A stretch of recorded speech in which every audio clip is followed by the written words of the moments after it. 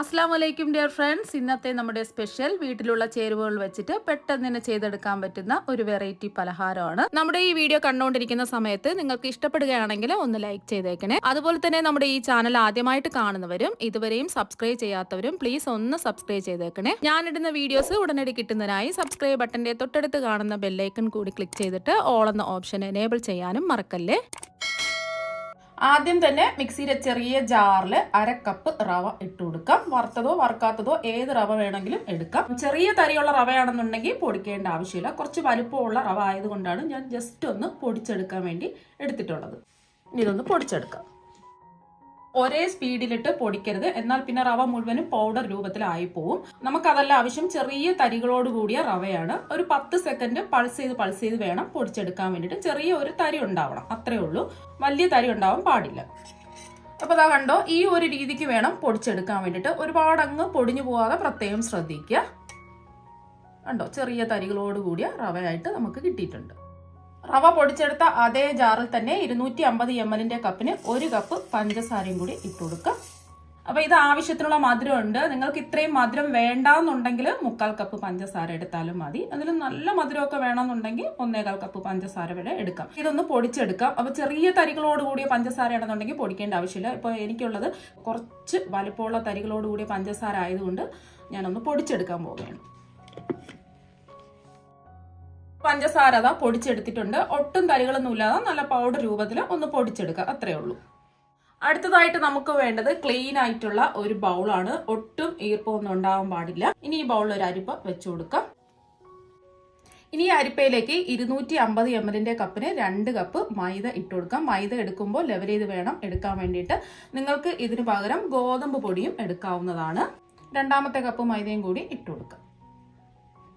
മധുരം ഒന്ന് ബാലൻസ് ചെയ്യാൻ വേണ്ടിയിട്ട് 2 നുള്ള് ഉപ്പിട്ട് കൊടുക്കാം. കൂടി പോകരുത്, 2 നുള്ള് ഉപ്പിട്ട് കൊടുത്താൽ മതി. ഇനി ഇതിലേക്ക് 1 ടീസ്പൂൺ ബേക്കിംഗ് പൗഡർ ഇട്ട് കൊടുക്കാം. ബേക്കിംഗ് പൗഡർ എടുക്കുമ്പോഴും ലെവൽ ചെയ്ത് വേണം എടുക്കാൻ വേണ്ടിയിട്ട്. കുത്തി നിറച്ച് എടുക്കരുത്. ബേക്കിംഗ് പൗഡർ ഇല്ലാന്നുണ്ടെങ്കിൽ 1/4 ടീസ്പൂൺ സോഡാപ്പൊടി എടുത്താലും മതി. അപ്പത്തിനൊക്കെ ഉപയോഗിക്കുന്ന അപ്പക്കാരം. ഇനി ഒരു സ്പൂൺ വെച്ച് എല്ലാം കൂടിയിട്ട് ഒന്ന് മിക്സ് ചെയ്തതിന് ശേഷം ഒന്ന് അരിച്ചെടുക്കാം.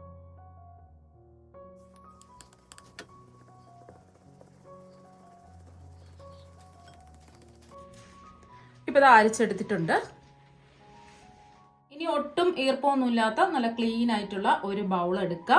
ഇനി ഈ ബൗളിൽ 3 മുട്ട പൊട്ടിച്ചത് ഒഴിച്ചു കൊടുക്കുക. മുട്ട എടുക്കുമ്പോൾ പ്രത്യേകം ശ്രദ്ധിക്കുക, റൂം ടെമ്പറേച്ചറിലുള്ള മുട്ട വേണം എടുക്കാൻ വേണ്ടിയിട്ട്. അഥവാ നമ്മൾ ഫ്രിഡ്ജിലൊക്കെ ഇരിക്കുന്ന മുട്ടയാണെന്നുണ്ടെങ്കിൽ നല്ലതുപോലെ അതിന്റെ തണുപ്പൊക്കെ മാറിയതിന് ശേഷം മാത്രമേ എടുക്കാവൂ. ഇനി മുട്ടയുടെ സ്മെല്ലൊക്കെ ഒന്ന് മാറി കിട്ടുന്നതിന് വേണ്ടിയിട്ട് 1 ടീസ്പൂൺ വാനില എസൻസും കൂടി ചേർത്ത് കൊടുക്കുക.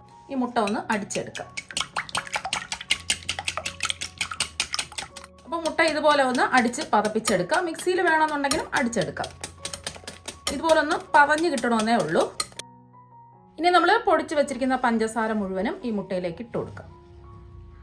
ഇനി പഞ്ചസാരയും മുട്ടയും ഒന്ന് ഇളക്കി യോജിപ്പിച്ചെടുക്കാം. നമ്മൾ പഞ്ചസാര പൊടിച്ച് ചേർത്തതുകൊണ്ട് പെട്ടെന്ന് തന്നെ ഇത് അലിഞ്ഞ് കിട്ടും. സാധാരണ നമ്മൾ പഞ്ചസാര നേരിട്ട് മുട്ടയിലേക്ക് ചേർത്ത് കൊടുക്കുകയാണെന്നുണ്ടെങ്കിൽ നമ്മൾ കുറച്ച് നേരം അടിച്ച് പതപ്പിച്ച് ആ പഞ്ചസാര അലിയുന്നത് വരെ നമുക്ക് ഇളക്കി കൊടുക്കേണ്ടി വരും. അപ്പോൾ കുറച്ച് പ്രയാസമുള്ള കാര്യമാണ്. അപ്പോൾ ഇതുപോലെ മിക്സിയിലിട്ട് ഒന്ന് പൊടിച്ച് വെക്കുകയാണെന്നുണ്ടെങ്കിൽ പെട്ടെന്ന് തന്നെ പഞ്ചസാര അലിഞ്ഞ് കിട്ടും. അപ്പോൾ അതിന് വേണ്ടിയിട്ടാണ് ഞാൻ ആദ്യമേ മിക്സിയിലിട്ട് പഞ്ചസാര പൊടിച്ചെടുത്തത്. അപ്പോൾ പഞ്ചസാരയും മുട്ടയും ഇളക്കി യോജിപ്പിച്ചെടുത്തിട്ടുണ്ട്. ഇനി ഇതിലേക്ക് നമ്മൾ പൊടിച്ച് മാറ്റി വെച്ചിരിക്കുന്ന റവ ഇട്ട് കൊടുക്കുക. അരിച്ച് മാറ്റി വെച്ചിരിക്കുന്ന മൈദയും കൂടി ഇട്ട് കൊടുക്കുക. ഇനി എല്ലാം കൂടിയിട്ട് ഒന്ന് ഇളക്കി യോജിപ്പിച്ചെടുക്കുക. ഒരു സ്പൂൺ വെച്ചോ ഒരു സ്പാച്ചിൽ വെച്ചോ അല്ലെങ്കിൽ കൈ കൊണ്ട് കുഴച്ചെടുത്താലും മതി. ഇപ്പൊ മാവെല്ലാം ഒന്ന് മിക്സ് ചെയ്തെടുത്തിട്ടുണ്ട്. കുറച്ച് ഓയിൽ ഒന്ന് കയ്യിലാക്കിയതിന് ശേഷം മാവ് നല്ല സോഫ്റ്റ് ആയിട്ടൊന്ന് കുഴച്ചെടുക്കാം. ഇപ്പൊ ജസ്റ്റ് ഒന്ന് കുഴച്ചെടുത്തിട്ടുണ്ട്. ഒരുപാട് അങ്ങ് കുഴച്ചെടുക്കേണ്ട ആവശ്യമൊന്നുമില്ല. എല്ലാം കൂടിയിട്ട് ഒന്ന് ഉരുട്ടിയെടുത്താൽ മാത്രം മതി. ഇത്രയും മതി കേട്ടോ. ഇനി ഇതിന്റെ പുറമൊക്കെ ഒന്ന് ഡ്രൈ ആവാതിരിക്കാൻ വേണ്ടിയിട്ട് കുറച്ച് ഓയിൽ ഒന്ന് ബ്രഷ് ചെയ്ത് കൊടുക്കാം. ഓയിൽ ബ്രഷ് ചെയ്തില്ലെങ്കിൽ ഇതിന്റെ പുറമൊക്കെ ഒന്ന് ഡ്രൈ ആയി വരും. ഇനി നമ്മൾ ഈ മാവിൽ റവ ചേർത്തത് കൊണ്ട് കുറച്ച് നേരം ഒന്ന് ഈ റവ ഒന്ന് സോഫ്റ്റ് ആയി കിട്ടാൻ വേണ്ടിയിട്ട് ഈ മാവ് റെസ്റ്റ് ചെയ്യാൻ വേണ്ടിയിട്ട് നമുക്ക് മൂടി വെക്കാം. ഇപ്പൊ മാവ് റെസ്റ്റ് ചെയ്യാൻ വെച്ചിട്ട് ഒരു 1/2 മണിക്കൂറായി. ഇപ്പൊ കണ്ടില്ലേ, റവ എല്ലാം ഒന്ന് സോഫ്റ്റ് ആയി കിട്ടിയിട്ടുണ്ട്. ഇനി കുഴച്ചെടുക്കേണ്ട ആവശ്യമൊന്നുമില്ല. ഇതിൽ നിന്നും ചെറിയ ചെറിയ ഉരുളകളാക്കി എടുക്കാം. ഇപ്പൊ കണ്ടില്ലേ, ഇതുപോലെ ഒട്ടും വിള്ളലുകളൊന്നും ഇല്ലാതെ നല്ലതുപോലെ ഒന്ന് ഉരുട്ടിയെടുക്കണം. ഇപ്പൊ എല്ലാം ഉരുട്ടിയെടുത്തിട്ടുണ്ട്.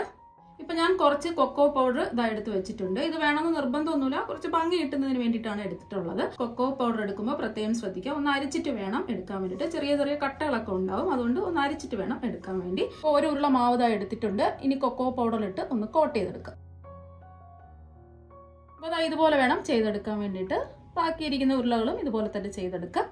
ഇപ്പൊ ഞാൻ എല്ലാ ഉരുളകളും കൊക്കോ പൗഡറിലിട്ട് കോട്ട് ചെയ്തെടുത്തിട്ടുണ്ട്. ഇപ്പൊ ഞാൻ ഇത് ബേക്ക് ചെയ്യാൻ പോവുകയാണ്. അതിന് വേണ്ടിയിട്ട് ബേക്കിംഗ് ട്രേയിൽ ഒരു ബട്ടർ പേപ്പർ വെച്ചിട്ട് എല്ലാ ഉരുളകളും കുറച്ച് സ്ഥലം വിട്ടിട്ട് ഇതുപോലെയാണ് വെച്ച് കൊടുത്തിട്ടുള്ളത്. അകത്തി വേണം വെക്കാൻ, അടുപ്പിച്ച് വെക്കരുത്. ഇത് ബേക്ക് ചെയ്യുമ്പോൾ കുറച്ചൊന്ന് വീർത്ത് വരും, അതിന് വേണ്ടിയിട്ടാണ്. ഓവൻ ഇല്ലാത്തവരാണെന്നുണ്ടെങ്കിൽ അടികട്ടിയുള്ള ഒരു അലുമിനിയം പാത്രം എടുക്കുക. പാത്രം എടുക്കുമ്പോൾ കുറച്ച് വലിപ്പമുള്ള പാത്രം വേണം എടുക്കാൻ വേണ്ടിയിട്ട്. ഈ പാത്രത്തിന്റെ ഉള്ളിൽ ഒരു സ്റ്റാൻഡ് വെച്ച് കൊടുത്തതിന് ശേഷം മൂടി വെച്ച് മീഡിയം ഫ്ലെയിമിൽ ഒരു 5 മിനിറ്റ് ഒന്ന് ചൂടാക്കുക. ചൂടാക്കിയതിന് ശേഷം നമ്മൾ ഏത് പാത്രത്തിലാണോ ഈ ഉരുളകളെല്ലാം സെറ്റ് ചെയ്ത് വെച്ചിരിക്കുന്നത്, ആ ഉരുളകൾ ഈ പാത്രത്തിന്റെ ഉള്ളിൽ വെച്ച് ലോ ഫ്ലെയിമിൽ ഒരു 20 മിനിറ്റ് ബേക്ക് ചെയ്തെടുത്താൽ മാത്രം മതി. ഇപ്പൊ ഞാൻ ഓവനിൽ ഇത് വെക്കാൻ പോവുകയാണ്. 5 മിനിറ്റ് പ്രീ ഹീറ്റ് ചെയ്ത ഓവനിൽ 180 ഡിഗ്രിയിൽ 25 മിനിറ്റ് ബേക്ക് ചെയ്തെടുക്കാം.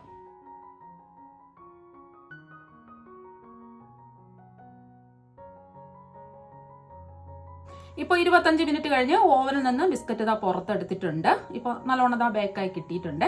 ഓവൻ ഇല്ലാത്തവരാണെന്നുണ്ടെങ്കിൽ 20 മിനിറ്റ് കഴിഞ്ഞ് ഒന്ന് തുറന്ന് നോക്കുക. 20 മിനിറ്റ് കഴിഞ്ഞ് ഇതുപോലെ ആയിട്ടില്ല എന്നുണ്ടെങ്കിൽ വീണ്ടും ലോ ടു മീഡിയം ഫ്ലെയിമിൽ 5-10 മിനിറ്റ് കൂടി ബേക്ക് ചെയ്തെടുത്താൽ ഇതുപോലെ കിട്ടും. ഇപ്പൊ കണ്ടില്ലേ, കാണാൻ തന്നെ നല്ല ഭംഗിയാണ്, കഴിക്കാനും വളരെയധികം ടേസ്റ്റ് ആണ്. ചൂടോടുകൂടി എടുക്കരുത്, ഇതിന്റെ ചൂടെല്ലാം മാറിയതിനു ശേഷം മാത്രമേ എടുക്കാവൂ. ഇപ്പൊ നമ്മുടെ ബിസ്ക്കറ്റ് എല്ലാം ഇവിടെ റെഡി ആയിട്ടുണ്ട്. സാധാരണ ബിസ്ക്കറ്റിൽ ചേർക്കുന്നത് പോലെ നെയ്യോ ബട്ടറോ എണ്ണയോ ഒന്നും തന്നെ ചേർത്തിട്ടില്ല ഇതിൽ. അതുകൊണ്ട് തന്നെ എല്ലാവർക്കും ധൈര്യമായിട്ട് കഴിക്കാവുന്നതാണ്. ഇതിൽ കൊക്കോ പൗഡർ ഒക്കെ ചേർത്തത് കൊണ്ട് തന്നെ കുട്ടികൾക്ക് തീർച്ചയായും ഇഷ്ടപ്പെടും. കുട്ടികൾക്ക് മാത്രമല്ല, എല്ലാവർക്കും ഒരുപോലെ ഇഷ്ടപ്പെടുന്ന ഒരു ബിസ്ക്കറ്റ് ആണ്. അപ്പൊ കടയിൽ നിന്നും കെമിക്കൽ അടങ്ങിയ ബിസ്ക്കറ്റ് വാങ്ങാതെ ഇതുപോലെ ഒന്ന് ട്രൈ ചെയ്ത് നോക്കാം.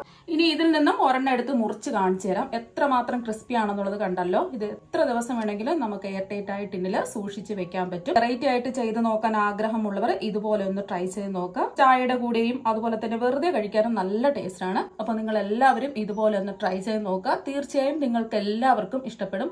അപ്പൊ നമുക്ക് മറ്റൊരു വെറൈറ്റി ഡിഷുമായിട്ട് വീണ്ടും കാണാം. താങ്ക്